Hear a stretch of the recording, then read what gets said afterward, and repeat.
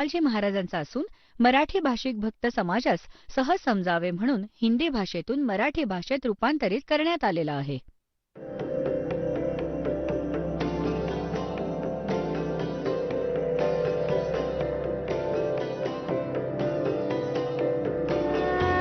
और ज्ञान सब ज्ञानडी कबीर ज्ञान सो ज्ञान और जैसे घोड़ा तोब कायम करता चले मैदान. जगद्गुरु तत्वदर्शी संत रामपालजी महाराजांचे अमृत वचन सर्व पवित्र धर्मांच्या व पवित्र शास्त्रांच्या आधारावर. परमात्मा सर्व रस्त्यांना सुगम करत करत त्यांच्या संकटांचं मर्दन करतो, त्यांच्या संकटांचा नाश करतो. त्यांना पवित्र करत करत आणि आपल्या रूपाला सरळ करत तो कांतिमय परमात्मा. इथे कबीर देव लिहायचं होतं. हे बघा, कबीरत्यो. आपण त्याला कबीर म्हणायचं. वे म्हणजे बे. हे कबीर आहे. आपण कबीर बोलतो याला. आता बघा, याचा यांनी इथे संधिच्छेद करून असं लिहिलं. हे अपसर्ग लावले 2, असे यजूला लावले होते, तर यजुर्वेद लिहिले ते ठीक केले. तर इथे कबीर देव लिहिले असते. कबीर देव याचं संस्कृत व्याकरण पण तसंच राहिलं असतं. कबीर देव लिहिलं असतं. आणि आपण कबीर साहेब बोलतो, त्यांना वेला बे म्हणतो. कबीर साहेब, कबीर देव, कबीर परमेश्वर. तर इथे महिमा कोणाची आहे? कबीर देव. काय लिहिलं आहे की ते कांतिमय परमात्मा कबीर देव. इथं लिहायचं होतं कबीर देव, कबीर साहेब. विजेप्रमाणे खेळ करत करत म्हणजे विद्युतसारखा, विजेसारखा गतीने चालून वर्णीय पुरुषाला प्राप्त होतो चांगला आत्मा. वर्णीय म्हणजे चांगल्या आत्म्याला प्राप्त होतो. पुढे बघा, तो कुठे राहतो भगवान? 27व्या मंत्रात ऋग्वेद मंडल नंबर 9 सूक्त 86 मंत्र 27 मध्ये जो परमात्मा धूलोकाच्या 3ऱ्या भागावर विराजमान आहे. द्यूलोक म्हणजे त्या तेजोमय लोकाच्या, सतलोकाच्या 3ऱ्या भागावर विराजमान आहे. सतलोकाच्या 3ऱ्या भागावर, 3ऱ्या स्थानावर म्हणजे त्यामध्ये पण विभाजन आहे. सर्वोच्च स्थानावर स्वतः परमात्मा विद्यमान आहेत आणि खाली अन्य सृष्टी आहे. सगळी या प्रकारची सृष्टी आहे जशी इथे आहे. याला समजण्यासाठी असं समजा जसं दिल्ली आणि बाह्य दिल्ली आहे, तर परमात्मा त्या द्यूलोकाच्या 3ऱ्या भागावर राहतो. तिथे विराजमान आहे, साकार आहे, मनुष्य सदृश आहे. तिथून गती करून येतो. आता बघा, ऋग्वेद मंडल नंबर 9 सूक्त 82 मंत्र नंबर 1. जो सर्व उत्पादक प्रभू, सर्वांची उत्पत्ती करणारा परमेश्वर, प्रकाशमान सद्गुणांची वृष्टी करणारा, पापांचा नाश करणारा, हरण करणारा आहे. तो राजेव, राजाच्या सारखे. हे बघा, हे आहे 269 पानावर. आता आपण वाचू 270 पानावर. राजाच्या सारखा दर्शनीय आहे, राजाच्या सारखा बघण्यास योग्य आहे, साकार आहे, मनुष्य सदृश आहे. हे वेद साक्ष देत आहेत त्यांच्याच करकमलांनी. जो भगवानाला निराकार निराकार म्हणून आणि दुनियेला भ्रमित करत होते, आज त्याच्याच करकमलांनी त्या पवित्र सद्ग्रंथात परमात्म्याने दया करून हा ठीक अनुवाद केलाय. नाहीतर गडबडीचं पण करू शकत होते, कारण अन्य सगळीकडे उलट लिहिले आहे. भगवान निराकार आहे. आता परमात्मा राजाच्या सारखा दर्शनीय आहे. बघा काय लिहिलंय. पृथ्वी आदी लोकांतराच्या चारी बाजूला शब्दायमान होत आहे. तो वर्णीय पुरुषाला, चांगल्याच आत्म्याला, जो दृढभक्त आहे त्याला पवित्र करत असताना प्राप्त होतो. पवित्र करतो, ज्ञानाने साफ करतो. ज्या प्रकारे वीज स्नेहाच्या स्थानांना आधार बनवून प्राप्त होते. आता पुण्यात्म्याव स्पष्ट केलंय.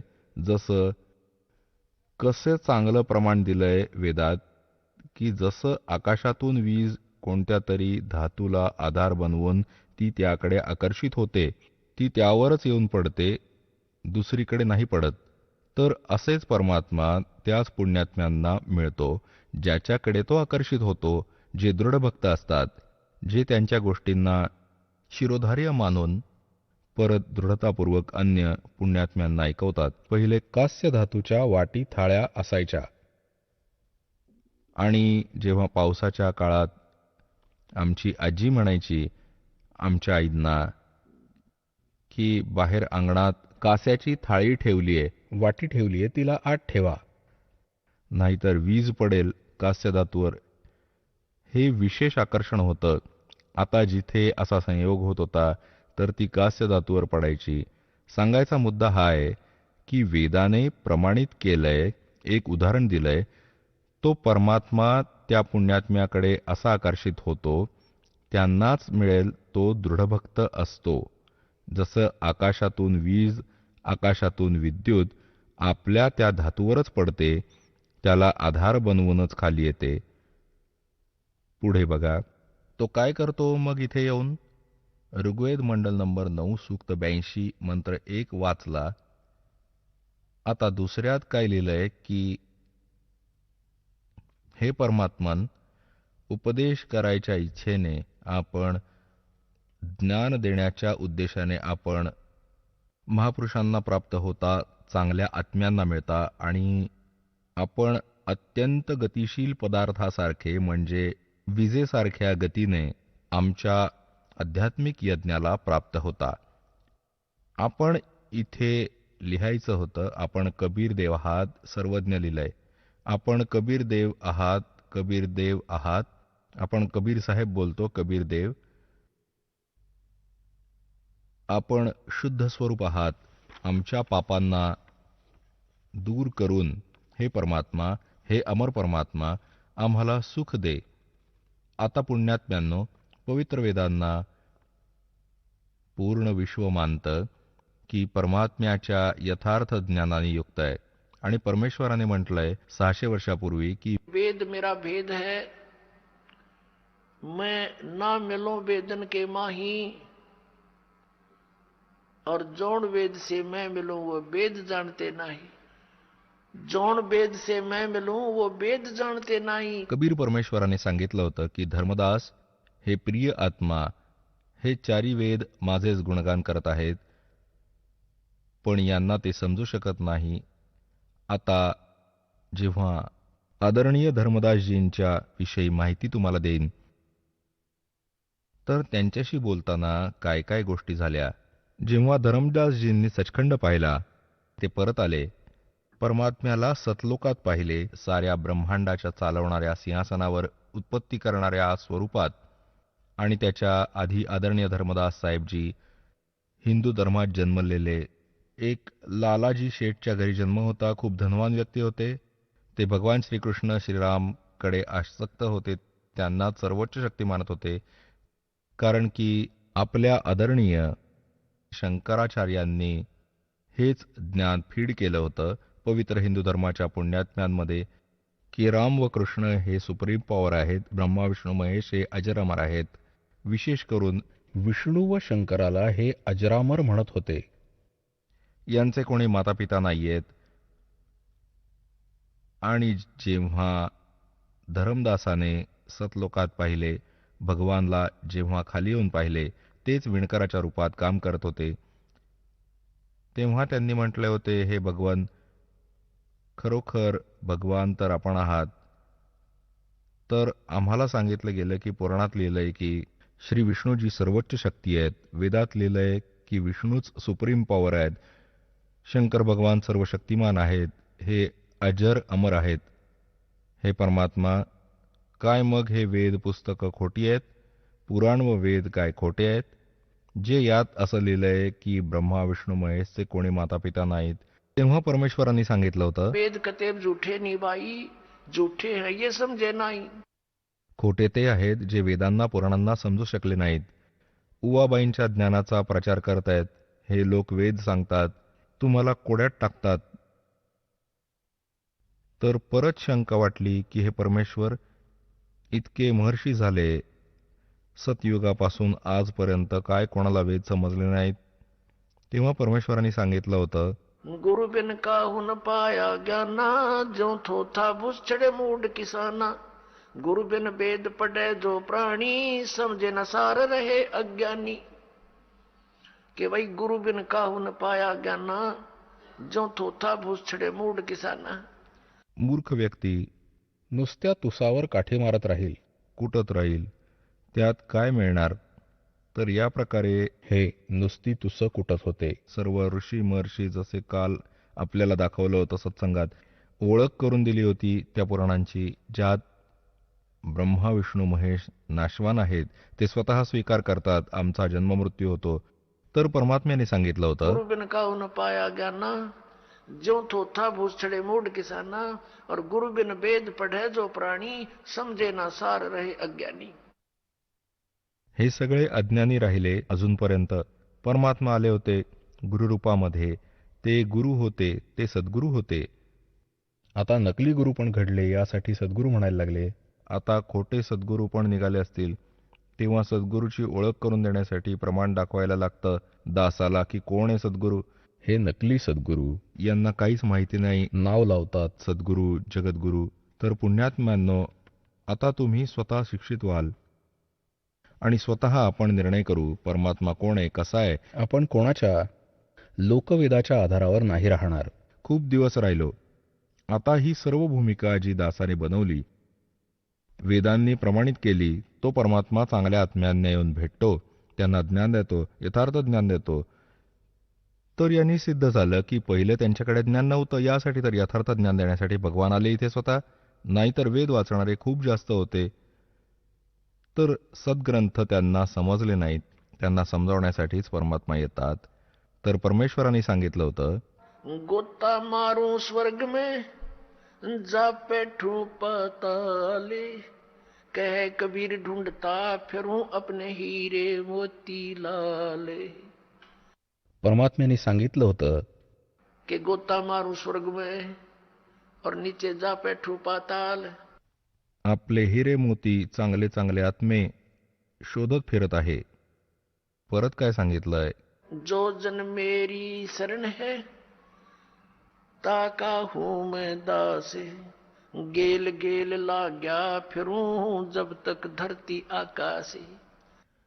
परमात्मा सांगतायत, जो एकदा मला शरण कोणत्याही वेळेला कोणत्याही युगात आला, तो आत्मा मग त्याच्यासोबत असा मागे मागे फिरीन की जोपर्यंत धरती आकाश राहील, नाहीतर तो पार होईल, नाहीतर परत त्याला कधी ना कधी शरणमध्ये घेऊन दुसऱ्यांदा त्याला ज्ञान देईन, शरणमध्ये येईन, ज्ञान सांगेन. तर काय सांगितलंय, ज्यों बच्छा गऊ की नजर में, यों साईं को संत।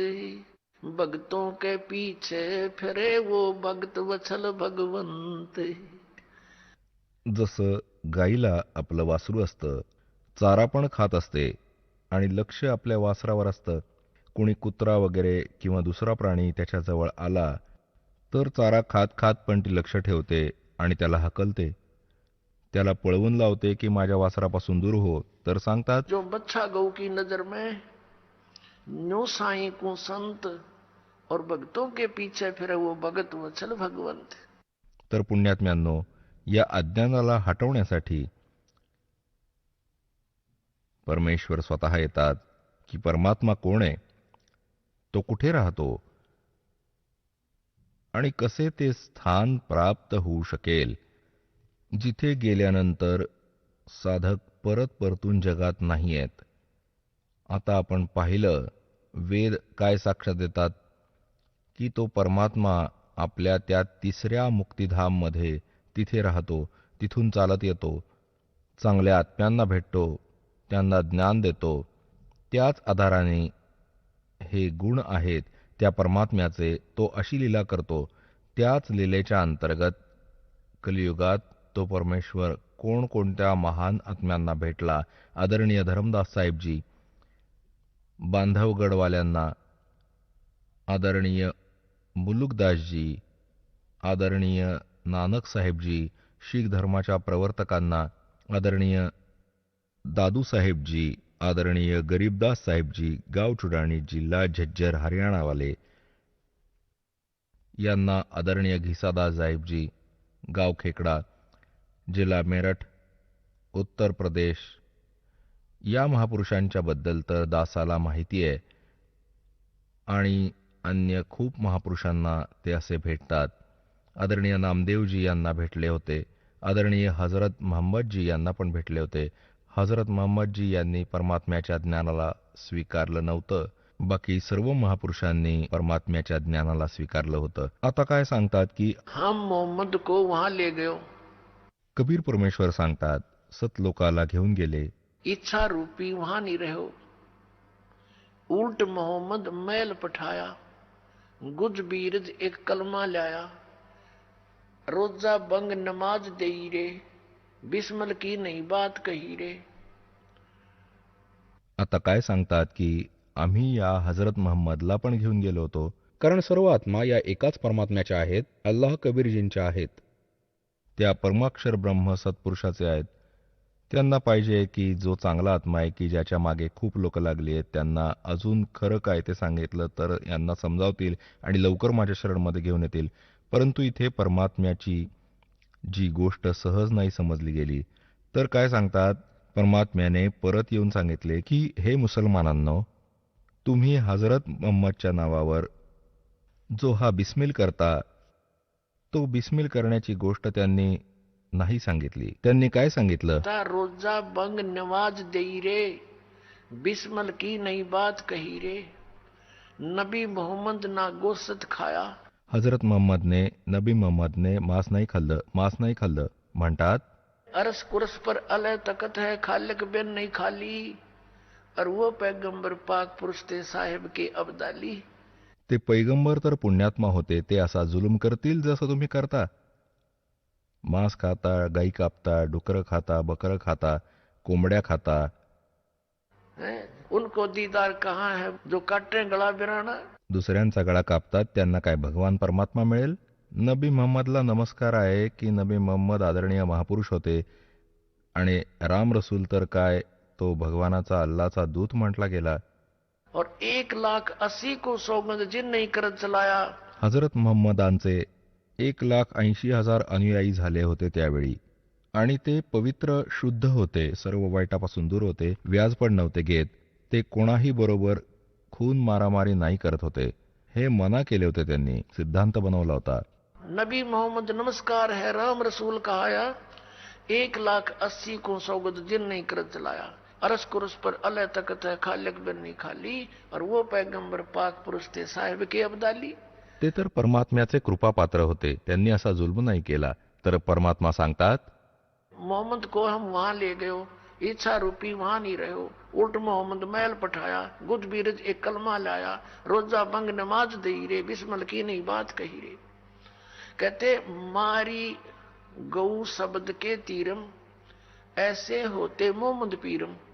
और शब्द फेर जवाई, वो जीव रखा हंसा रख्या, गोसत नहीं बाख्या. ऐसे पीर मोहम्मद भाई. ते हजरत मोहम्मद असे सिद्ध पुरुष होते. एकदा त्यांनी वचनाने गाईला मारलं आणि वचनाने जिवंत केलं. तिचं मांस नाही खाल्लं, तिला जिवंत केलं होतं आणि तुम्ही करून दाखवा जिवंत. त्या दिवसाला, ज्या दिवशी हजरत मोहम्मदने ही लीला केली, त्या दिवसाला साजरं करू लागले. त्या दिवशी हे गाईला विशेष करून बिस्मिल करतात. परमात्मा सांगतात त्यांनी तर जिवंत केली होती, तिचं मांस नाही खाल्लं. आणि काय सांगतात, परमात्मा सांगतात एका वेळी हजरत मोहम्मदजीने वचनाने गाय मारली आणि जीवित नाही होऊ शकली, कारण ज्या सिद्धी प्राप्त झाल्या होत्या भगवानाकडून त्याच्या 1-2 करामती दाखवल्याने फेल झाल्या. तर म्हणतात, फिर हम मोहम्मद याद किया रे.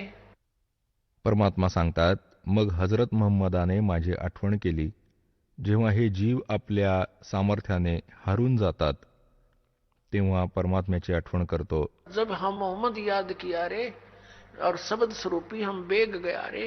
मुई गऊ हमने बेग जिवाई, तब मोहम्मद का निश्चय आई. तुम कबीर अल्लाह दरवेशा, और मोहम्मद का फिर गया अंदेशा. हजरत मोहम्मद कडून जेव्हा गाय जिवंत नाही झाली तेव्हा सांगतात त्यांनी अल्लाहू अकबरला हाक मारली.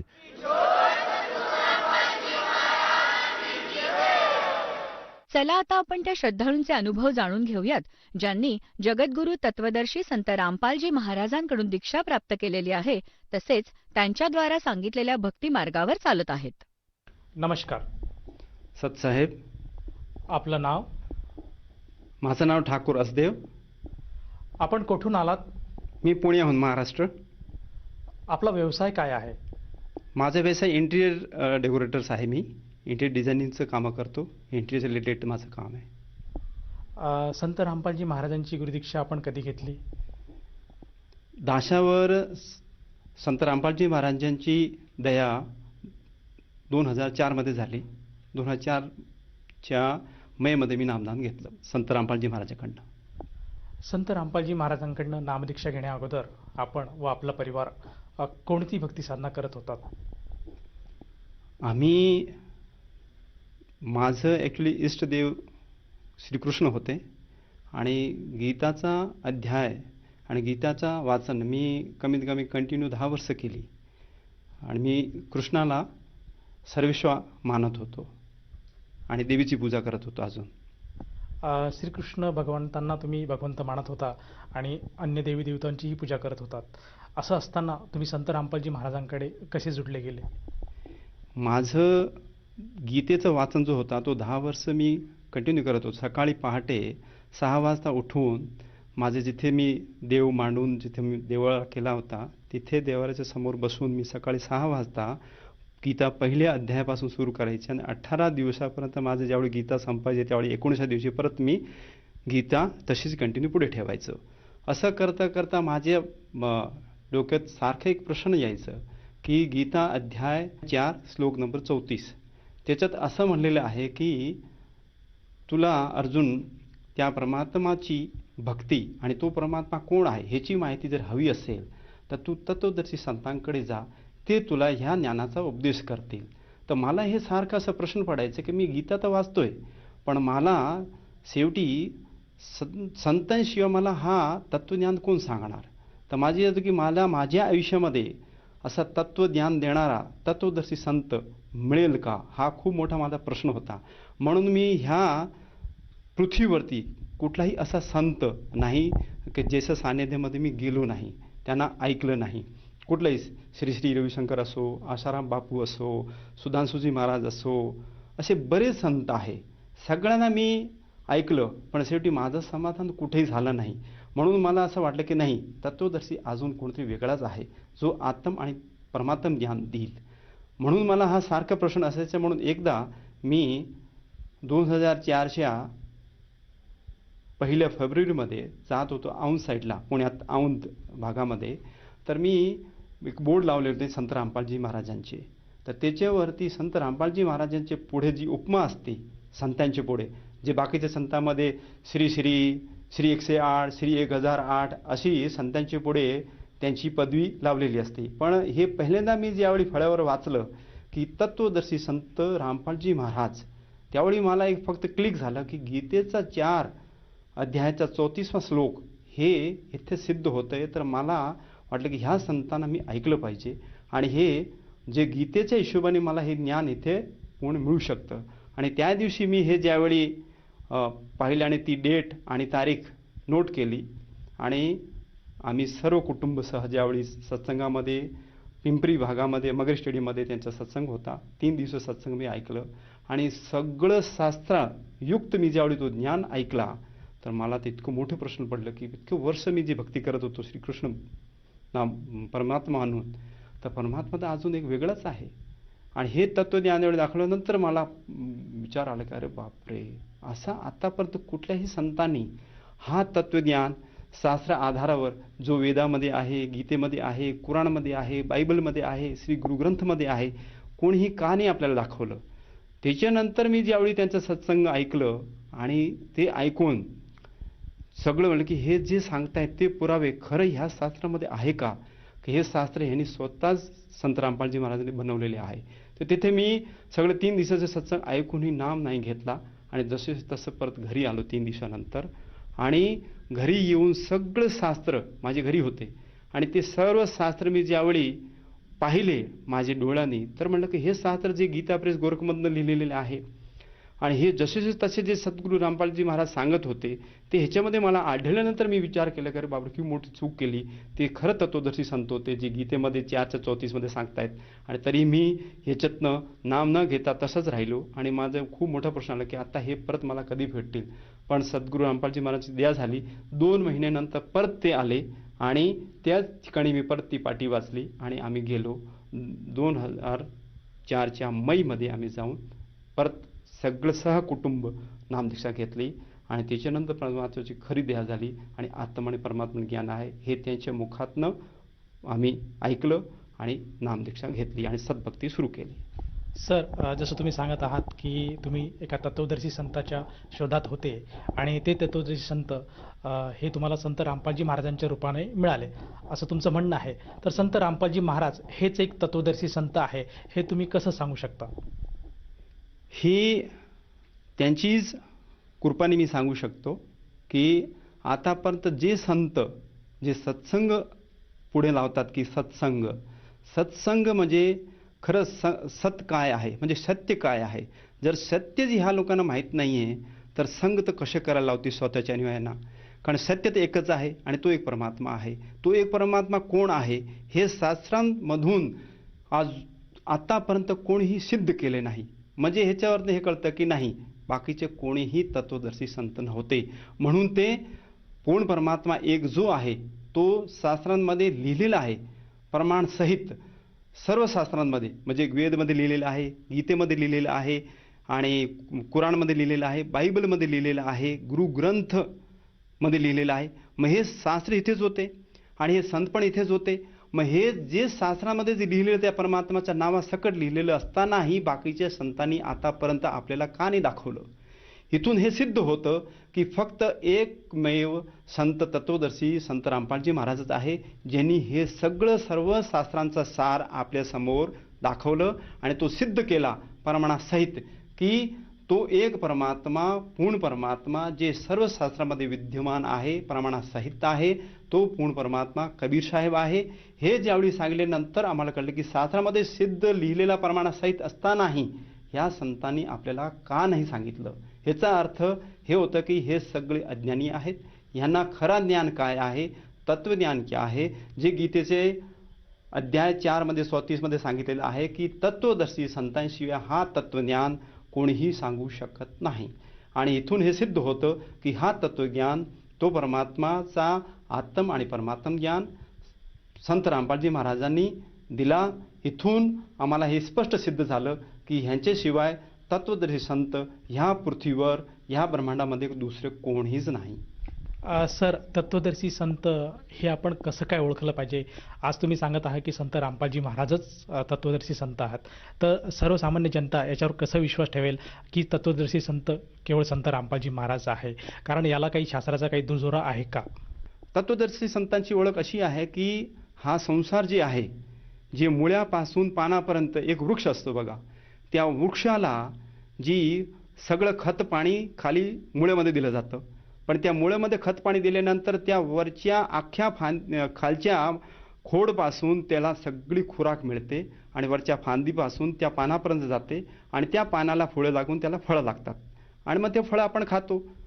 तसंच त्या वृक्षाला मुळ्यापासून पानापर्यंत म्हणजे मूळ काय खोड काय आणि फांद्या काय आणि वरती पानं काय हे जसंच तसं कोणी सांगून देईल तो खरा तत्वदर्शी संत आहे.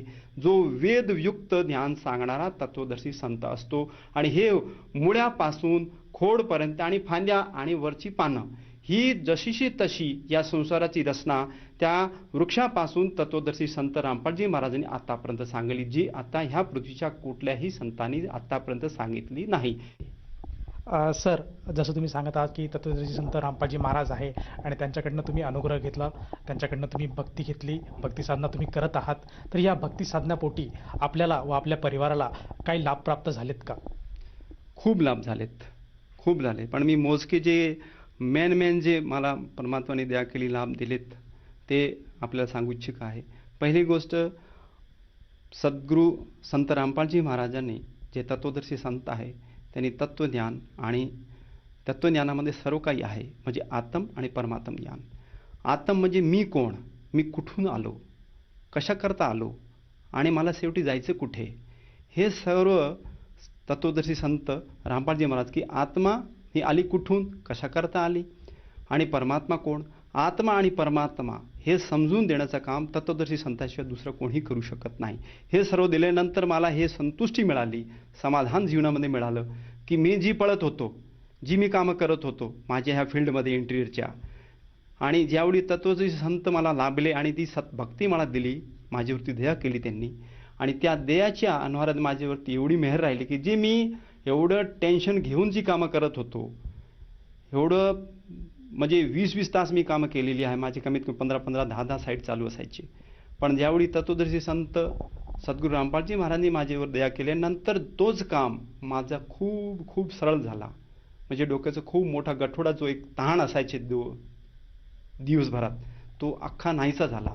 हा खूप मोठा लाभ. म्हणजे आत्म आणि परमात्म ह्या दोन ज्यावेळी ज्ञान आपल्याला मिळाले तोपर्यंत माणूस कितीही बोलू द्या तो समाधानी राहू शकतच नाही. पण ह्या तत्वदर्शी संत रामपालजी महाराजांकडे ज्ञान अनुग्रह घेतल्यानंतर खरं मला जो लाभ आणि समाधान आणि खरा जीवन काय आहे आणि कसं जगायचं आहे ही सर्व त्यांच्याकडनं कळल्यानंतर ज्ञानाच्या हिशोबाने जे अनुसरण मी करतो दिवस सकाळ ते संध्याकाळपर्यंत, तर माझं जीवन खूप खूप खूप खूप सुखी झालं आहे. सर, याच्या व्यतिरिक्त आणखीन काय लाभ प्राप्त झाला? ह्याच्या व्यतिरिक्त अजून एक लाभ जे माझ्या मिसेसचा जो होता, खूप मोठा आजार होता, त्याचा प्रेतबाधा होती. त्याला 10-15 वर्ष आम्ही कुठलंही देऊळ सोडलं नाही, त्याला कुठे घेऊन गेलो नाही, अशा ठिकाणी घेऊन गेलो पण तो त्रास अजून त्याचा तसंच तसं राहिला. खूप मोठा त्रास होता त्याला. त्याच्यामुळे ज्यावेळी आम्ही संत रामपालजी महाराजांची जी दीक्षा घेतली, अनुग्रह घेतलं, त्याच्यानंतर नाम घेताच ते जो एवढा मोठा त्याचा आजार होता, तो आजार त्या सद्भक्तीमुळे त्याच दिवशी, ज्या दिवशी सद्गुरू रामपालजी महाराजांनी दया केली, आशीर्वाद दिला अनुग्रह देताना, आणि त्या क्षणी त्याचा नाहीसा झाला आणि तो खूप मोठा चमत्कार झाला आमच्या घरी. म्हणजे 10-15 वर्षापासून त्याला जो त्रास होता तो एक क्षणामध्ये नाहीसा झाला. तो खूप मोठा सुख दिला त्याला संत रामपालजी महाराजांनी. जसं की तुम्ही सांगत आहात की संत रामपालजी महाराजांच्या केवळ नामदानाने किंवा जी सद्भक्ती तुम्ही घेतली त्या सद्भक्तींनी तुमच्या मिसेसला जो भूतप्रेताची जी बाधा झाली होती ती बाधा पूर्णपणे बरी झाली. तर ती बाधा त्या ज्या आहे आता त्यासाठी आणखीन काही तुम्ही औषध वगैरे गोळ्या औषधे घेत आहेत का? नाही, काहीच नाही.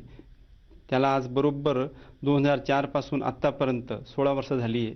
काहीच नाही, कुठल्याही प्रकारची गोळी वगैरे न घेता ती सुखरूप आहे. आणखीन काही लाभ प्राप्त झालेत का? अजून एक लाभ माझी मुलीचा झाला आहे खूप मोठा. अजून परमात्माने खूप मोठी दिली, म्हणजे त्याला जीवनच वाचवलं परमात्माने.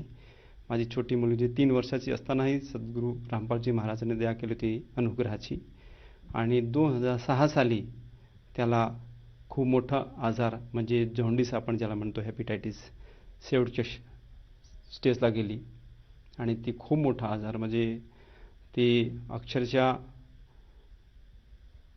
त्याच दिवशी हे कळलं आम्हाला, आणि तो तितका आजार त्याचा बघून, त्याला त्रास बघून ज्यावेळी मी डॉक्टरकडे घेऊन गेलो आणि ॲडमिट त्याला केली, पण तो संध्याकाळपर्यंत तो आजार जसा तसा तो त्याचा आजार वाढतच गेला. म्हणजे ती रडायला लागली, कारण त्याचे लिव्हर ह्याच्यामुळे डॅमेज झाले होते आणि जॉन्डिसमुळे अख्खं त्याचं शरीर पिवळा झाला होता. आणि 6-7 वाजेपर्यंत म्हणजे सकाळी त्याला पहाटे ॲडमिट केली आणि संध्याकाळीपर्यंत जे ॲडमिट केल्यानंतर जे सगळं त्याच्या तपासण्या, MRI, CT स्कॅन, जेवढे तपासणं होते सगळं केल्यानंतर कळलं की बाबा त्याचा जॉन्डिस जो आहे तो शेवटच्या स्टेजवर आहे. आणि डॉक्टर म्हटलं की आम्ही आता ह्या क्षणी काहीच करू शकत नाही. त्याला तुमच्यासमोर मी बोलीन, माझी जी मुलगी आहे. सर, तुम्ही सांगत आहात की तुमच्या मुलीला जॉन्डिसचा त्रास होता, तर त्या जॉन्डिसच्या त्रासासाठी तुम्ही काही दवाखाना केला होता का, आणि कुठल्या दवाखान्यात आणि कुठल्या डॉक्टरांकडून तुम्ही ट्रीटमेंट घेतली होती? माझे एक मित्रच होते, संचेती डॉक्टर म्हणून आहे, मार्केट यार्डला त्यांचा हॉस्पिटल आहे, तिथे मी सकाळी घेऊन गेलो आणि संध्याकाळीपर्यंत त्यांच्याकडे काही सुधारणा न पाहता मी म्हटलं की तुम्हाला जर लहान मुलांची इथे जर एवढी सोय नसेल तर मी ह्याला कसंही करून दुसऱ्या हॉस्पिटलमध्ये त्याला शिफ्ट करतो. त्यामुळे माझ्याकडनं मी सर्व प्रयत्न केले, पण त्याचा आजार मीही समजू शकत नाही, कारण का जॉन्डिस लास्ट स्टेजला आहे आणि माझ्याकडनं जे करू शकतो मी सगळं केलं. त्याच्यानंतर मी डेक्कनला सह्याद्री स्पेशल हॉस्पिटल आहे, त्याच्यामध्ये त्याला संध्याकाळी 5 वाजता तिकडनं ॲम्ब्युलन्समध्ये घेऊन त्या हॉस्पिटलमध्ये आलो आणि तिकडे आल्यानंतर 5:30-6ला आम्ही तिथे हॉस्पिटल पोहोचलो आणि त्याला 6 वाजता ICUमध्ये गेलो आणि मी खालती काउंटरवरती सर्व त्यांच्या फॉर्मॅलिटीज आहेत ते फॉर्म वगैरे भरणं वगैरे चालू होतं माझं आणि त्याला ICUमध्ये घेऊन गेले. त्या ICUमध्ये ज्यावेळी मी फॉर्मॅलिटी अर्धा तासाने वर आलो, साधारण 7च्या दरम्यान मी वर आलो, तर मी पाहतोय की त्याचा जो मॉनिटर असतो, जे त्याचं सगळं त्याची श्वासाची गती दाखवतं ग्राफ, तो अख्खा अक्षरशः फ्लॅट झाला होता आणि ती अनकॉन्शियस झाली होती, म्हणजे कोमामध्ये गेली.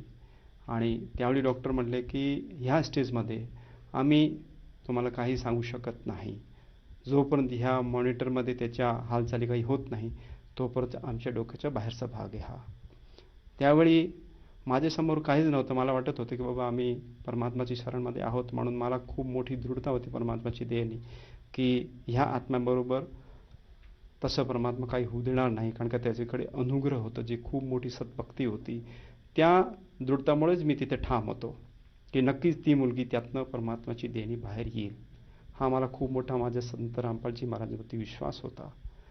आणि 3 दिवसपर्यंत ती जशीशी तशी कोमामध्ये होती आणि 4थ्या दिवशी म्हणजे मी 3 दिवस तिथेच होतो तिच्याबरोबर आणि 4थ्या दिवशी मिसेसला वाटलं, कारण का जूनचा महिना होता, शाळा सुरू झाली होती, माझ्या 2 मुली शाळेत जात होत्या, म्हणून मिसेस घरीच होते, मी एकटाच हॉस्पिटलमध्ये होतो.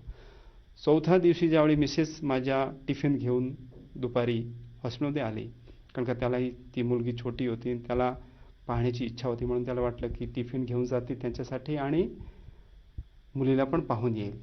ज्यावेळी ती आली आणि त्या मुली 3 दिवसामध्ये त्याची बॉडी जी होती ही ऑलमोस्ट 3 टाइम्स वाढली होती, म्हणजे तिप्पट झाली होती. म्हणजे माणूस मेल्यानंतर त्याची बॉडी कशी वाढते, फुगते, तशी त्याची बॉडी फुगली होती. त्याच्या कानात, नाकात सगळीकडे त्याच्या सगळा हे वायर वगैरे घातलेल्या होत्या. आणि त्या स्टेजमध्ये मिसेसने हट केलं की मला मुलीकडे जायचं आहे आणि मला मुलीला पाहायचं आहे. त्यामुळे मी टाळत होतो की त्या स्टेजमध्ये त्याला मुलीला दाखवणं हे कितपर्यंत योग्य आहे, कारण का ती जर पाहून जर त्यालाही जर पाहून जर ती दृढ नाही राहिली तर त्याला परत मला सांभाळायला लागेल आणि त्याच्यासाठी परत तिथे हॉस्पिटलमध्ये काही बेड करता लागेल. म्हणून मी टाळत होतो की शक्यतो त्याला टाळून त्याला घरी पाठवून देऊ. पण ती ऐकत नव्हती की नाही मला बघायचंच आहे. तर मी फक्त एकच प्रार्थना त्या दिवशी केली की ज्या संतांची शरणी आपण आहोत त्यांची खूप मोठी दया आपल्यावर आहे आणि खरं म्हणजे त्या सद्भक्तीच्या जी आपण करतो सद्भक्ती त्यामार्फत त्या मुलीला काही होऊ दिलं नाही सद्गुरू आणि ती व्यवस्थित त्यातनं बाहेर येईल, तू घरी जा. ते म्हणले नाही, मला एकदा डॉक्टरना विनंती करा मला दाखवायला. तर मी हे केलं की तू फक्त सद्गुरूंची बद्दल तुझी दृढता जशीशी तशी तू ठेवत असेल आणि त्या मुलीला पाहून तुझ्या डोळ्यातनं अजिबात अश्रू यायला नाही पाहिजे, एवढी ठाम असेल तर मी तुला घेऊन जातो. तर ते म्हणले की नाही, मी ठाम राहील, मी त्याला पाहून अजिबात माझा धीर सोडणार नाही आणि मी तुम्हाला वचन देते, म्हणून मला तुम्ही घेऊन जा. मग शेवटी मी डॉक्टरला सांगितले की ह्याला पाहायचे त्या ICUमध्ये ह्याला सोडा. तर मी त्याच्याबरोबर त्याला घेऊन गेलो. घेऊन गेल्यानंतर त्याची बॉडी आणि सगळं वायर वगैरे पाहून त्याच्या बॉडीवर आणि त्याची बॉडीची जी वाढ होती ती तिप्पट झालेली त्याची बॉडी पाहून त्याला स्वतःला सांभाळता आला नाही आणि त्याचा धीर गेला आणि ती अक्षरशः खूप मायूस झाली आणि मग त्याला धरून मी त्याला तशी बाहेर घेऊन आलो वेटिंगमध्ये आणि त्याला समोर चेअरवर बसवली. आणि बसवल्यानंतर मला एक प्रश्न आला की आता ह्याला हे जे चित्र त्याने जे मुलीचं स्वतःचं पाहिलं आहे, लहान मुलीचं, ते त्याच्या डोक्यातनं कसं काढावं म्हणजे हे सुखरूप घरी जाईल. तर हे काढण्यासाठी मध्ये रामपालजी महाराजांनी एक प्रेरणा केली की कबीर साहेब 600 वर्षापूर्वी ज्यावेळी आले होते काशीमध्ये, त्यावेळी त्यांचे भक्त होते, त्यांची दृढता पाहण्यासाठी आणि त्याची परीक्षा घेण्यासाठी ते शेव आणि संमन, शिव त्यांचा मुलगा होता आणि संमन त्यांचे वडील होते, त्यांच्या घरी 2 त्यांची शिष्य आणि स्वतः हे 3 जण संध्याकाळी त्यांच्या घरी येतात आणि त्या 2 शिष्यांना म्हणजे शेख फरीद आणि वाजिद जी होते त्यांना हे सांगण्यासाठी की बाबा माझे शिष्य माझी भक्तीबद्दल आणि माझ्याबद्दल केवढे दृढ आहे, त्यांची दृढता त्या दोन्ही शिष्यांना दाखवण्यासाठी ते संबंधच्या घरी आले होते. आणि ज्यावेळी तिथे त्यांनी संध्याकाळी तो प्रसंग त्या दिवशी कबीर साहेबांनी दाखवला, तो प्रसंग मी मिसेसला सांगत होतो की त्या प्रसंग पाहून कमीत कमी ही स्वतःला सावरेल, म्हणून मी तो प्रसंग सांगायला लागलो. प्रसंग असा असतो की कबीर साहेब संध्याकाळी येतात आणि त्यांना भोजन प्रसादसाठी विनंती करतात समान, आणि त्यांच्या घरात अक्षरशः प्रसादासाठी काही नसतं घरात, एवढे ते गरीब असतात. पण सद्गुरूंबद्दल त्यांची दृढता खूप खूप असते आत्म्यापासून. मग त्यावेळी कबीर साहेब म्हणतात की आत्ता प्रसादाची गरज नाही आहे, आपण सकाळी बघू. आणि ते झोपतात. आणि सकाळी घरात काही नसेल तर सकाळची सोय कशी करणार, म्हणून हे सेऊ त्यांचा लहान मुलगा असतो, संबंध ते स्वतः, आणि त्यांची मिसेस असती, त्यांची बायकोचं नाव असतं नेकी. हे तिघजण विचार करतात की बाबा सकाळचं त्यांची प्रसादाची सोय कशी करायची, घरात तर काही नाही आहे. मग त्यांनी विचार आला की कमीत कमी जे दुकान आहे आपल्या गावात तिकडे जाऊन आपण कमीत कमी त्या प्रसादापुरतं पीठ तरी घेऊन येऊ चोरी करून, म्हणजे आपल्या गावाचाही मान राहील आणि संत आपल्या गावातना उपाशी जाणार नाही. म्हणून तो गावाच्या हितासाठी त्यांनी, खरं त्याला चोरी नाही म्हणतायत, खूप मोठं पुण्य होतं त्या गावाचा, म्हणून ते जाऊन तिकडनं 1 किलो पीठ घेऊन येतात. आणि ते पीठ घेऊन येताना तो जो मुलगा असतो तो म्हणतो की मला ह्या दुकानाच्या खिडकी छोटी असते त्यातनं मला आत सोडा. आणि तो खिडकीतनं आत ज्यावेळी प्रवेश करतो आणि त्या पिशवीमध्ये 1 किलो पीठ हाताने त्या डब्यातनं देऊन पिशवी ज्यावेळी खिडकीतनं संबंध त्यांच्या वडिलांना देतो, त्यावेळी तो डब्बा वाजतो आणि सेठ आत झोपलेला असतो, तो उठतो. उठल्यानंतर त्याचा पाय पकडतो, म्हणजे सेऊ जो असतो मुलगा लहान तो तिथेच राहतो. आणि सेऊ सांगतो की तुम्ही हे जे पीठ आहे ते घरी घेऊन जावा, आईला सांगा की त्यांच्यासाठी प्रसाद बनला सकाळच्या, आणि मला तर सेठान धरलं आहे तर म्हणून मी येऊ शकणार नाही आणि तुम्ही इथनं जा. म्हणून तो पीठ घरी घेऊन येतो. त्यावेळी नेकी त्यांची सेऊची जी आई आहे ती विचारते की बाबा आपला मुलगा सेऊ कुठे, तर म्हणलं की सेऊला दुकानदाराने धरलं आहे, तो येऊ शकला नाही. मग त्यांना प्रसंग की बाबा जर सकाळी त्याची ओळख झाली तर आपली आणि आपल्या सद्गुरू कबीर साहेबांची तिथे बदनामी होईल, म्हणून कसं तरी हे कसं टाळायचे ती बदनामी. म्हणून ते नेकी आणि संबंध म्हणजे आई वडील त्या मुलाची मुंडकी कापून घरी घेऊन यायचे, म्हणजे सकाळी त्याची ओळख पटणार नाही की हा कोणाचा मुलगा आहे, आणि सद्गुरू कबीर साहेबांची म्हणजे परमात्माची बदनामी थांबेल. हा खूप मोठा प्रसंग. म्हणजे मी म्हटलं की ते का असं सांगत होतो माझी मिसेसला की आपली मुलगी आता अशीच तशी आहे, आणि संबंध जो आणि नेकी हे आई वडील असूनही त्याच्या मुलाची त्या सद्गुरूंच्या दृढतामुळे त्याची मान कापायला हे झाले. त्याच्यामध्ये हे बघा ना, असा खूप काटा येतो अंगाला की हे असे पण भक्त होते त्यावेळी 600 वर्षापूर्वी. आणि ज्यावेळी ही माझ्याकडे पण एक परीक्षाची घडी समजून मी त्या मिसेसला हे सगळं प्रसंग सांगत होतो. आणि ज्यावेळी त्याचा कारण हा प्रसंग खूप मोठा आहे, मी एक शॉर्ट त्याला करून आपल्याला सांगतो की ज्यावेळी तो संबंध जाऊन त्याची आणि मुलामध्ये म्हणजे सेऊमध्ये पण हेच असतं की बाबा माझे वडील आले आणि माझा जर मुंडका कापून घेऊन गेले तर आमची ओळख होणार नाही, सद्गुरूची बदनामी थांबेल. सगळ्या अख्ख्या तिघी आत्म्यामध्ये सद्गुरूंबद्दल एवढी दृढता होती. तर हे ज्यावेळी तो त्याचा मुंडका कापून घरी घेऊन येतं आणि दुसऱ्या सकाळी पहाटे ज्यावेळी शेठ बघतोय तर तिथे फक्त धड पडला आहे आणि त्याचा मुंडका नाही आहे.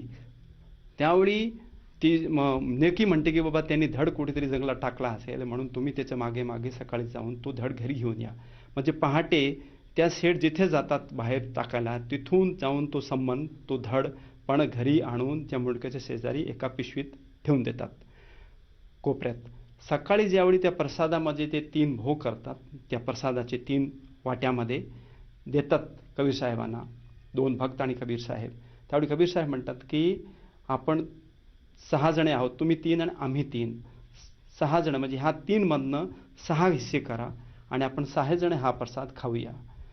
त्यावेळी 3 प्रसाद त्यांनी केलं, 3 मधनं 3 अजून केलं, म्हणजे 6 प्रसाद 6 जणांसाठी झालं. आणि पण खाणार ते 5च होतं कारण की सेव त्यात नव्हताच. त्यावेळी कबीर साहेब म्हणतात की त्यालाही बोलवा, आपण 6 जणी एकत्र बसून हा प्रसाद खाणार आहोत. पण त्यांना माहिती आहे की आमच्या हाताने ज्या मुलाचा आम्ही वध केला आहे, तर त्याला कसा आम्ही आवाज देऊ आणि तो कसा येऊ शकेल.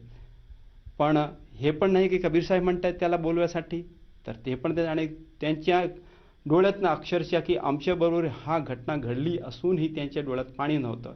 हे मी माझे मिसेसला परमात्म्याची दयेने सांगत होतो की बाबा आपल्यालाही ह्या सद्गुरूबद्दल एवढं ठाम राहायला पाहिजे. ही पण आपल्या घरात एक प्रसंग आहे, ही घडी आहे परीक्षाची. त्यावेळी ज्यावेळी हे सम्मन आणि नेकी म्हणजे आई वडील आवाज न देता ते थांबले की का नाही तुम्ही आवाज देतात, मी देऊ का आवाज. तर म्हणलं नाही तो गावात खेळायला गेलाय मुलांबरोबर, तो येईल त्यावेळी प्रसाद घेईल, आता आपण घेऊया. तर म्हणलं नाही एकत्र घेऊया. मग ते आवाज न देता कबीर साहेब म्हणतात की सेव बेटा ये जेवायला. त्यावेळी तो सेव ज्याची मान आणि त्याची जी मुडकी असते ते कापलेली एकत्र होते. एक क्षणामध्ये तो शेव तिकडनं पळून येऊन त्यांच्या शेजारी बसतो.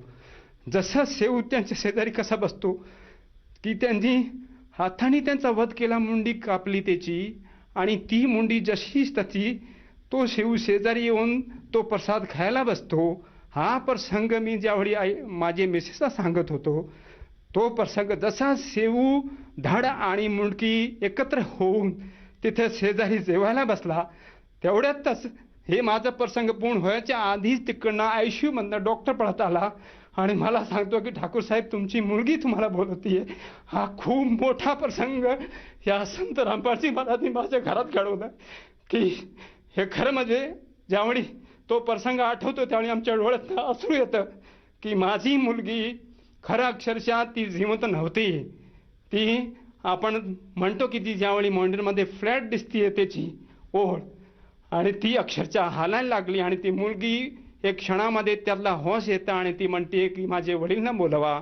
त्यावेळी डॉक्टर म्हणतोय की हा चमत्कार मी माझ्या आयुष्यामध्ये पहिल्यांदा पाहिला की कोमामध्ये असलेली मुलगी ती एकदम त्याला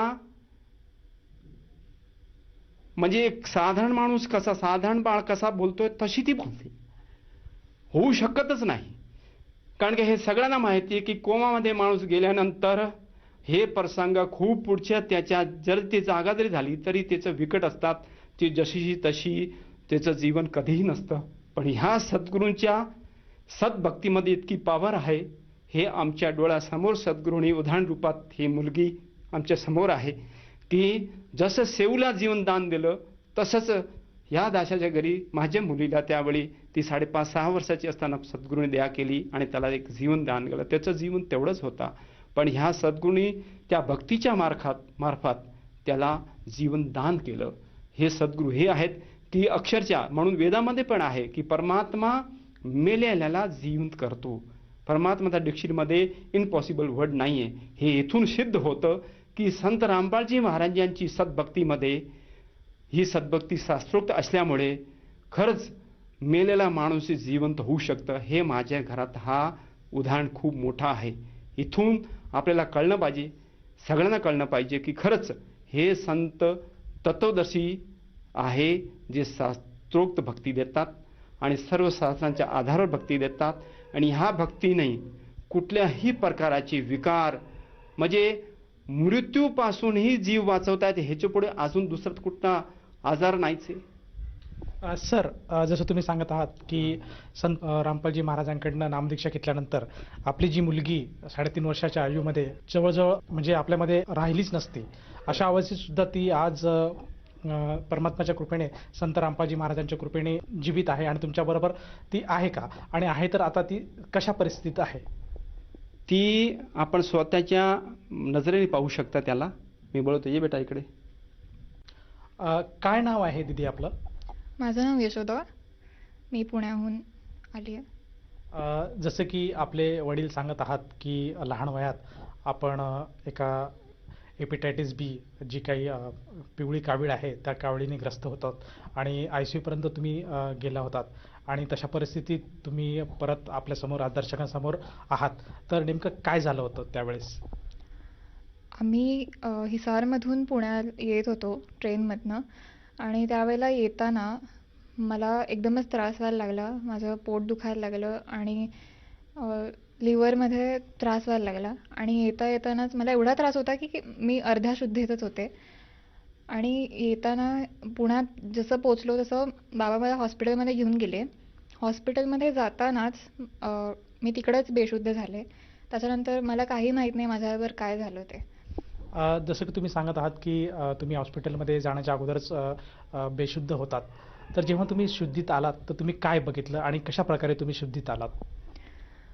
अ, जसं मी बेशुद्ध झाले त्याच्यानंतर मला काही माहीत नव्हतं की माझ्याबरोबर काय होतं आहे. फक्त अंधार दिसत होता आणि एकदमच 3 दिवस झाले मला काही माहीत नाही मी कुठे होते आणि एकदमच मला प्रकाश झाला माझ्या डोळ्यांसमोर आणि संत रामपालजी महाराजांचे दर्शन झाले मला.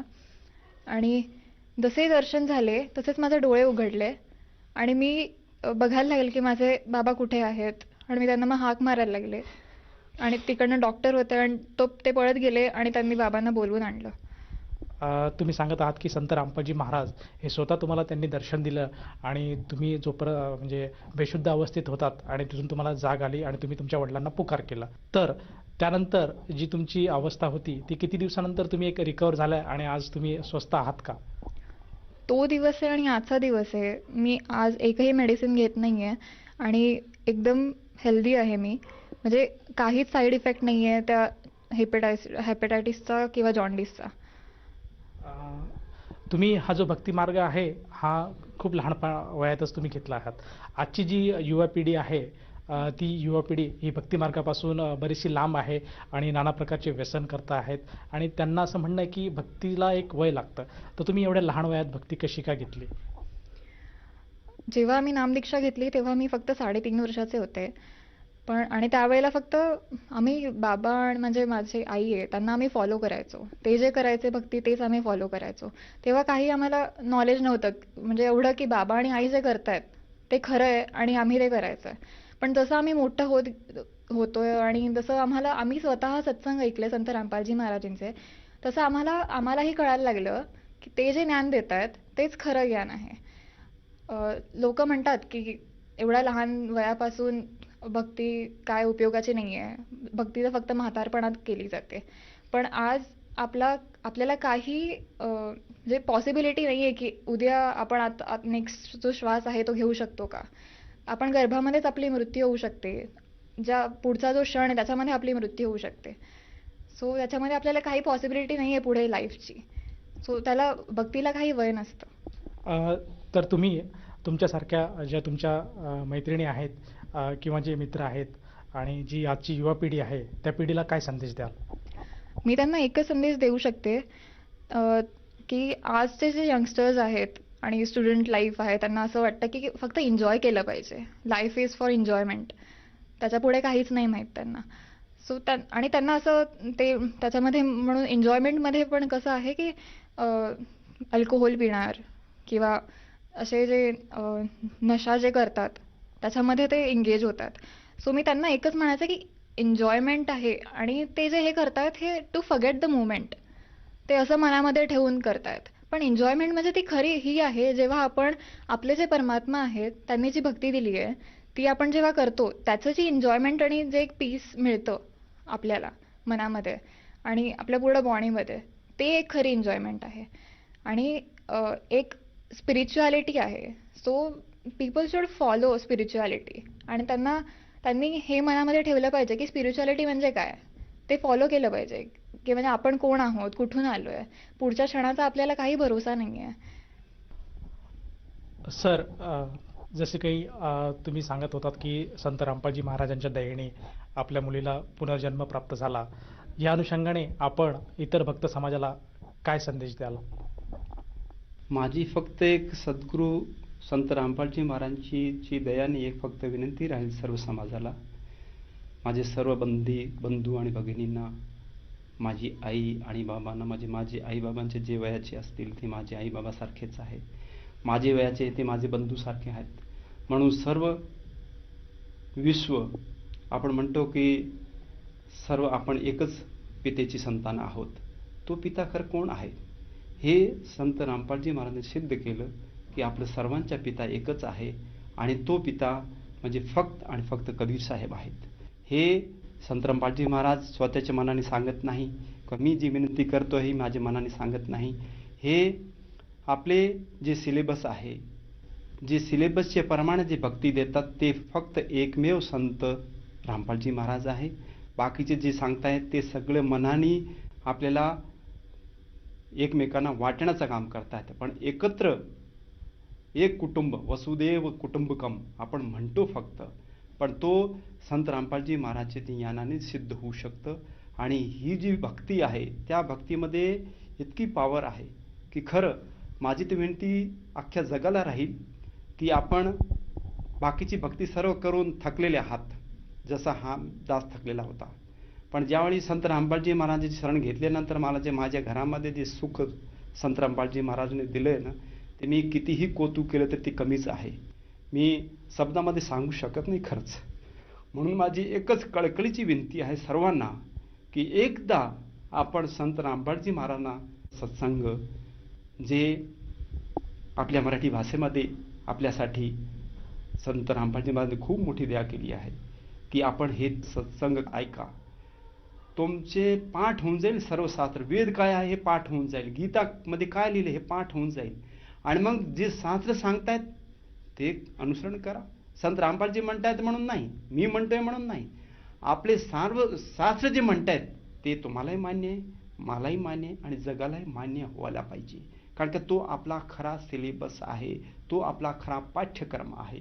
म्हणून माझी एक कळकळीची विनंती सर्वांना की आपला पाठ्यक्रम काय आहे, जो आध्यात्मिक पाठ्यक्रम, तो आपण नक्कीच संत रामपालजी महाराजांच्या सत्संगामध्ये ऐकू शकता, डोळ्यांनी शास्त्र वाचू शकता, पाहू शकता आणि तुमचे सर्व शंकाचे समाधान संत रामपालजी महाराजांच्या सत्संगामध्ये होऊ शकतं. आणि कुठल्याही प्रकाराचे विकार असू द्या, नशा असू द्या, हुंडा असू द्या, जे आता संत रामपालजी महाराज जे एक स्वच्छ समाज निर्माण करत आहेत, त्यांच्या पुढे ह्या जगामध्ये कुठलाही मार्ग नाही.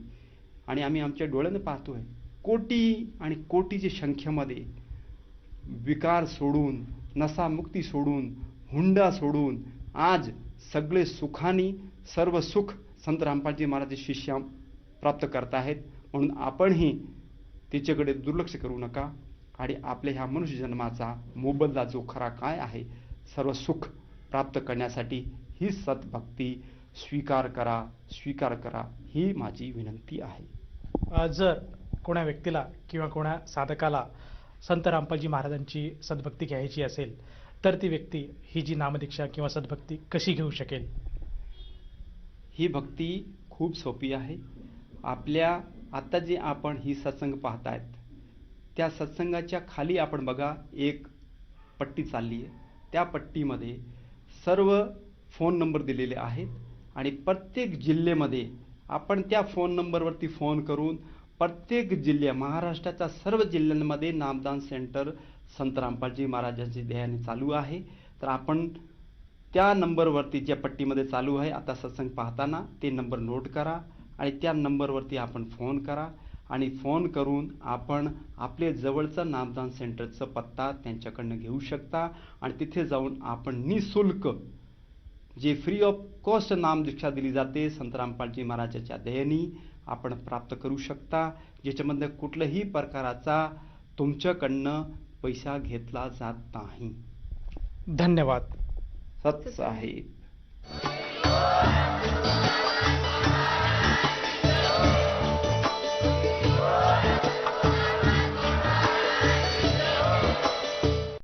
आपण ऐकत होता जगद्गुरु तत्वदर्शी संत रामपालजी महाराजांचे मंगल प्रवचन. निःशुल्क नामदीक्षा प्राप्त करण्यासाठी आणि अधिक माहितीसाठी संपर्क करा 7030303951 7030303952. आमची वेबसाईट आहे www.jagadgururampalji.org. सर्व पवित्र धर्मांच्या व पवित्र शास्त्रांवर आधारित प्रमाणित अनमोल पुस्तक ज्ञानगंगा किंवा जगण्याचा मार्ग यापैकी कोणतेही एक पुस्तक निःशुल्क मागवण्यासाठी आम्हाला आपले पूर्ण नाव, पूर्ण पत्ता, पिनकोड सहित आणि फोन नंबर लिहून 7030303951 7030303952 नंबरवर SMS करू शकता किंवा आम्हाला 7030303950